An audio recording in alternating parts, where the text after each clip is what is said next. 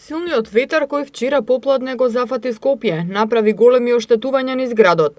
20 пожари, искинати електрични кабли, паднати дрвја, однесени лимени покриви и зголемена концентрација на прашина во воздухот, што доведе до неколкукратно зголемување на загадувањето, е билансот од вчерашниот ветер.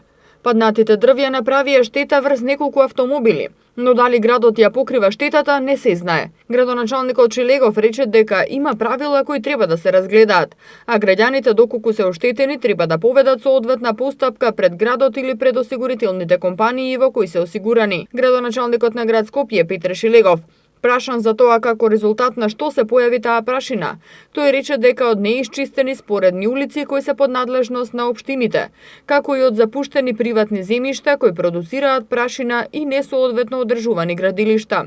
Тој рече дека очекува заедно со општините да разработат нов систем на градот, бидејќи обврска на градот е одржување на хигиената на главните сообраќајници, а општините на споредните.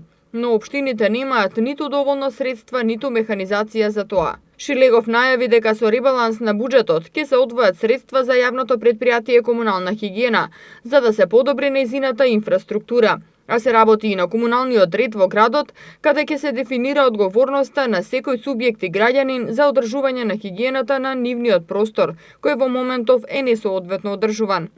Од јавното предпријатие Паркови и зеленило информираа дека екипи од секторот дрвореди интензивно работеа на расчистување на паднати дрвја и гранки на неколку локации.